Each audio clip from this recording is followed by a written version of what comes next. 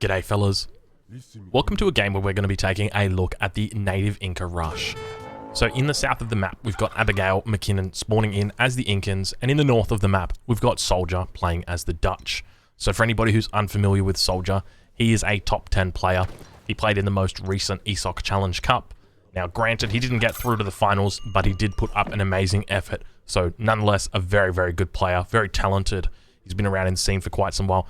Abigail McKinnon, a little bit of a newcomer. Haven't heard of Abigail McKinnon before, but I am aware from their presence on Twitch that they are quite the strong Incan player. So we see out an early Cancha house going down for Abigail at the beginning of the game. Meanwhile, we've got Soldier, who is putting up a house. Now, I would just start by saying, okay, this probably isn't the best position for a house. Now, everybody knows that when you're playing Dutch, that the most important thing for the Dutch player is safe base building, but when you put a house like this at the front of the base, especially against Inca, a civilization like Inca, which is going to be almost always hitting you with some early pressure, ideally you want to be putting this house a little bit more defensively. At the end of this day, this house is going to build part of a wall, but the problem is it's going to build a very weak part of the wall, so I would be thinking it's probably a better idea to just maybe build some banks here instead of a house. We've also, spawning in on Florida, got the markets. The market is a special thing that you can get on Florida. It doesn't happen on any other map. It's just Florida. It did used to happen on, I think it was Saguenay. It used to spawn in, but not anymore. And now Abigail McKinnon throwing in a little bit of an interesting spanner into these works. We've got a second Cancha house going down. So typically what we see with the Aztecs, with the Incan players, is they'll put down a single Cancha house and then they'll chop coin or mine coin, gather coin for that big button from the Cancha house. It costs 180 food, wood, and coin. Provides 4 settlers. But Abigail not opting to do that. So I think we're going for a little bit more of a speedy age up, perhaps. That's what we might be looking at. Picking up a pretty good wood treasure as well, the 80 wood. Now, fellas, just before we do continue on, I will let you know, I'm currently live over on Twitch, so if you're interested in seeing real-life Drongo in the flesh, come and say good day. Now, that obviously doesn't mean I've got my face cam revealed, no. That just simply means we're playing games and we're playing live. I think we might do the main tonight, maybe some Sweden. We'll see how we're going. But anyway, let's get back into the game. So Abigail's got the American Allies card on the way. Now, it is quite early in the game, so one of the things that you can do is delay this from coming in quite early, which is normally what I would opt to do, and that way you don't really tip off your ally or your opponent as to what you're going to be doing, because for the Inca, there's a lot of different strategies that you can be doing. You can either a bit of miss macro right here coming in, a villager herding this hunt, the starting hunt, the wrong way. So very unfortunate. It's now been pushed away from the town center quite significantly, and we've got some idols as a result. We've got 3 idols at the moment. That native embassy Trovar still there. So normally what you can do is you can actually use or select your deck a little bit later. Look at the name of that deck as well, all in. So Abigail is definitely confident about what strategy they're going to be going for. But ideally what you're going to be doing is, because typically you're going to be taking a Tambo in the middle of the map, which is for the native embassy. So whether that's for, you wouldn't be able to take this one, the Seminole one, because it's too close to the opponent's town center. You wouldn't take this one here because it's too close to your town center, but this one is a happy medium between the two. And so what you can do is you put that Tambo down, and then once you've started making that Tambo, you choose your deck and send your native embassy to here. But what we actually see is he's doing a little bit of a sneaky. He's sending this one all the way around. I reckon he's going to come place it up around here. But nonetheless, the fight continues on. Soldier sniping off the enemy pirate, and looks like the envoy is going to be able to survive. 86 HP, and we've got Soldier's Explorer up against Abigail's Explorer. But the thing is, Abigail's has turned around. I'm just checking out the stats to see who wins between who, because the Incan Explorer is notoriously quite strong. And definitely would be the Incan Explorer. Take a look at the melee resist that it's got. It's got 30 melee resist. So if I'm Abigail, definitely going to be opting to continue staying and fighting, even though I've got lower HP, because eventually I'm going to come out on top. Now Abigail finally getting that age up in queue. We've got the aging up with the chief, which is the 2 Travois. And yeah, here we do have the sneaky native embassy going down in the north. Abigail walking all the way back to the base with the tail between the legs. And now opting to move out. Are we going to see Abigail begin to... Yeah, Abigail looks like they're going to make their way towards the center of the map.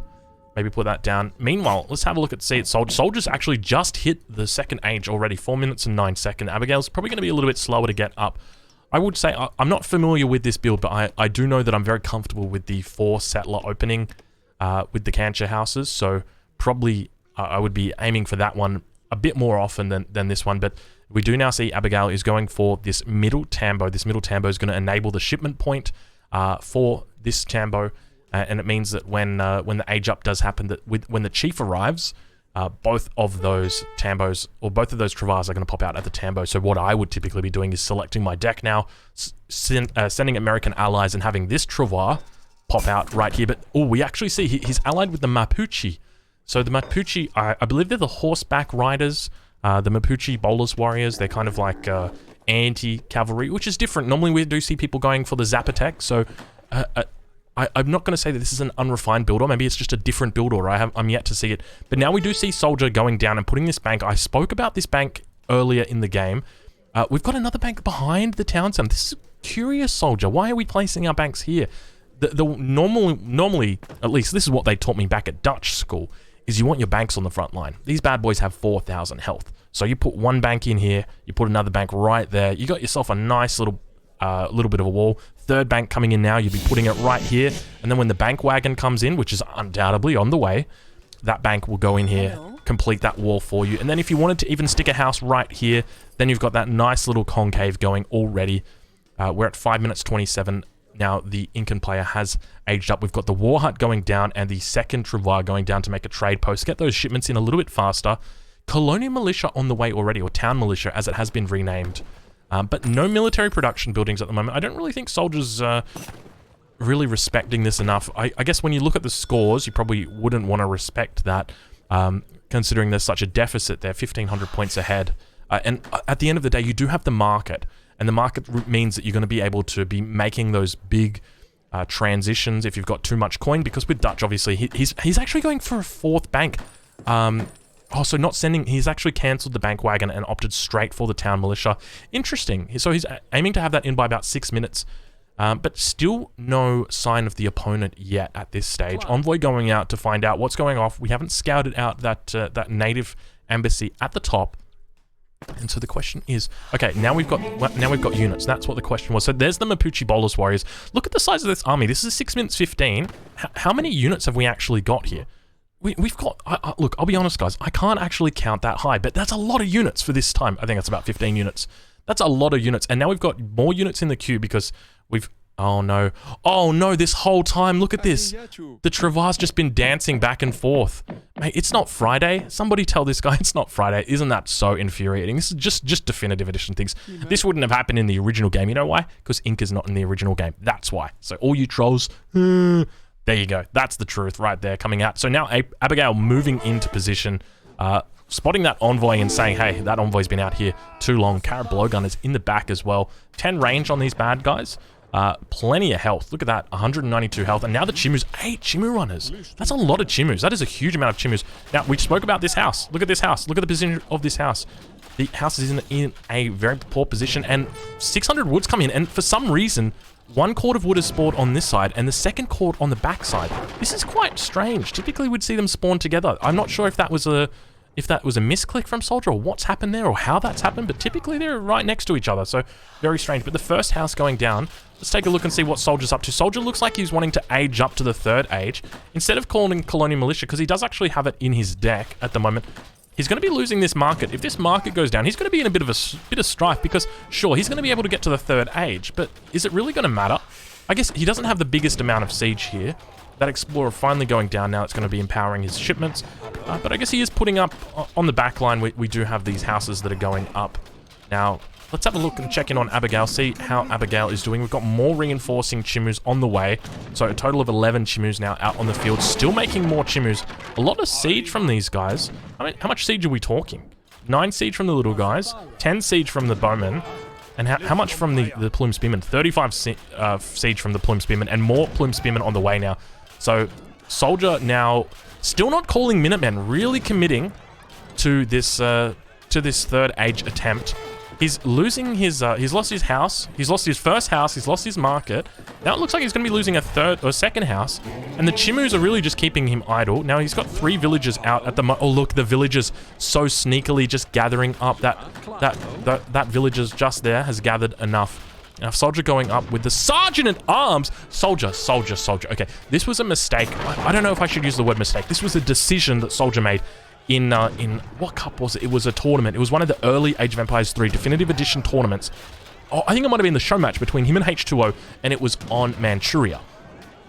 And I remember he went up against, I think it was H2O's Spain, and he chose the Sergeant at Arms when he was playing Dutch, and I just, oh my gosh, I couldn't bear it. This age up is going to take so much longer than the Exiled Prince. Means that when he gets to the 3rd age, he's going to get 6 halberdiers, but look, he's got a shipment waiting and ready. Right now, he could be in age 3 right now. Right now he would be hitting age 3, send those 9 Reuters out, and he wouldn't have a problem. But the issue is, when he gets to age 3, sure, he's going to have 6 halberdiers. He's got no market. Every single one of his villagers right now is bailed up inside this town center. Every single one. He can't sneak a single villager out of this, because if he does, they're just going to be chased down by Chimu runners. He can try, but they're going to lose their life, unfortunately. And now we've got more siege coming in behind. Do we have more shipments in? What's going on? Look at all of these shipments, just constantly shipping units in, really all in, as the deck name suggests. A huge amount of coin building up behind this as well. And really just a lot of siege that's now on here. How many? We've got 6 Plume Spearmen in total. And just a lot of the units here. The Explorer's trying to do some work, picking off one of the Chimney Runners, but now the other 2 Chimney Runners are going to go take him out, going to get some XP, and going to be able to get that next shipment in as well. Here it comes. There it is. Look at that. Now I'm sure the Setons, or the Jungle Bowmans are going to be coming in, I'm sure. Soldier's still probably, you know, halfway through queue. You know what it's like when you age up without the long, when you age up with the long one. Now 21 vills, so 1 villager has died. Picking off that Explorer again. Curious that he keeps going for the Explorer. Explorer doesn't really represent a threat. I guess he does have 22 siege attack, so that is quite a large amount. But look, 1100 coin, buying back the Explorer. He is unable to call Minutemen because he lost that market, that starting market that he had, and he committed to this 3rd age. This is a huge mistake. Is the TC going to go down? The TC looks like it's probably just going to be able to survive before he gets up. How many seconds is that? Probably another 3 or 4 seconds before that goes down. Halberdier is out now on the field fighting against Chimney Runners. It's a great matchup for them. They're going to get a lot of value in those fighting against the Chimney Runners. They do get the bonus. Town center does go down. We're down to 20 villagers. And let's have a look. The Mapuches, now these Mapuches do actually snare enemy units, I understand. So when they hit them, they actually reduce the speed. So you can see this one is at 2.6, so getting snared altogether. And now more Chimus are on the way. This is exactly the unit that he needed. But the Halberdiers are managing to somewhat hold. Halberdiers are surprisingly managing to do work. I think it was because Abigail did commit to that town center. We've now got 4 villagers heading north, or 5 villagers heading north to create this outpost. So once this outpost gets up, Soldier should be in a relatively good position. He's quite safe when it comes to score. He is far ahead, but keep in mind, Dutch does overscore with their banks. 1600 coin in the bank. Does he have any mercenary shipments? Doesn't have any mercenary shipments, so he's not really going to be able to utilize that. He's got 200 wood in the bank, but losing his villagers. He's down to 15 villagers now. The outpost does come up, but he's got no housing population. He's got no space. He is putting up a market over in the west, but even though he's in the 3rd age, he can't make any, he can't ship anything, he can't do anything. Once this market gets up, he should be in a great spot, but really at this point in time, Abigail needs to commit to this outpost. He needs to make sure this outpost comes down, and ideally he needs to be over here chasing these villagers, making sure they're not getting any more houses up, because Soldier is undoubtedly about to buy, yep, there it is, 500 wood, and he's just going to drop 5 houses down here in the corner. Probably keep these guys in here. Abigail's undoubtedly going to be sieging this, because he knows that this outpost represents his largest threat. This outpost right here. Take a look at these deer getting stuck in the trading post. That's definitive edition right there. Hey, at least they're safe from the enemy. The enemy Chimney Runners. Now the settlers coming out, doing a little bit of sneaky micro on the Jungle Bowman, taking a second Jungle Bowman out. The Chimney Runners just running past, saying we're not too fussed about that. But now we've got a number of houses up, 3 houses, 4 houses up, and a second outpost now going up. Curious if the Chimney are going to be able to stop that. The Reuters are on the way. The Reuters are on the way. So it is only a matter of time. But keep in mind, there's quite a decent mass of Jungle Bowmen. Actually, I take that back. How many Jungle Bowmen are on the field right now for Abigail? We've got a single jungle bowman out right now compared to the 9 plume spearmen, but the villagers are going down over to the west. This outpost looks like, oh my god, the outpost just managed to get up. So now it means that he's got 2 shipment points. I think from here, Soldier's in a difficult position, but I don't think it's a hard position. Soldier's down to 5 villagers. How is Soldier possibly going to be able to win this? I guess if Soldier's able to secure this, okay, so, he's chosen to put the Reuters over here on the west outpost. This is probably a smart move. And the skirmish is coming in as well. I think that, is Soldier going to be, Soldier's down to 2 villagers. He is literally down to 2 villagers. If these villagers die, he's done. He is literally done. Because all Abigail needs to do is just survive. That's literally it. Now, keep in mind, Soldier's got 1, 2, 3, 4 banks, which are going to be producing a lot of resources for him, but he can't do anything with it. He doesn't have a barracks, he doesn't have a stable, he doesn't have a town center. His explorer is just chilling out in the middle. Now, sure, he could rebuild somewhere. He's got a market where he could buy wood, but I don't see how he's going to be able to really come back from that. Meanwhile, Abigail is sitting in base, 24 villages, 4 cancer houses from this point, and being chased into a corner. The Chimu runners come through. We've still got those 9 Reuters. The 9 Reuters look like they're going to be able to pick off the first Chimu runner. Are they going to get the second? They get the second volley. The third, let's see, where are those skirmishers? Those skirmishers have just arrived. The skirmishers literally just arrived, and now they're able to pick off the remaining forces of Abigail. And to be honest, I think from this position, it's incredibly likely that Soldier actually wins this. Just because he's got a huge economy, he's going to be able to hold right here. He's managed to he's got 8 Reuters still. His opponent knows this. He's got 8 skirmishers as well on the back line. There's no Coyote, no Chimu runners at all to take this out. He's got the, Abigail's got the Explorer in on top of him. But the jungle bowmen, they don't. It's not a meaningful size mass. There's not 20 units here. There's just a handful of units. It's very skeleton. Have we got any further units? We've got Chicha Brewing coming out from Abigail, so really not going all in. I'm curious, but that's it. That is it right here. That is good game. Abigail obviously throwing in the towel. Soldier showing why he is in the top 10 right there. That is impressive micro. So despite that shipment coming in at the end of the game, potentially killing how many units? 10, 15 units with these Reuters, only losing 1 of them. And the skirmishers only losing 1 skirmisher off that. How many units did Soldier kill of Abigail's with just these 2 unit shipments? He could have been up so much earlier. Oh my god, Soldier really limit testing right there and demonstrating why he's just that good. So I think that Abigail's build definitely has a lot of potential with the Mapuche. I think that probably needs a little bit more refining. I was going to say refinition. Is that a word? Refinition? Like definition? Refine? Define? Refinition? We'll go with it. It needs a little bit more refinition. I think I would honestly say that Abigail probably preemptively resigned.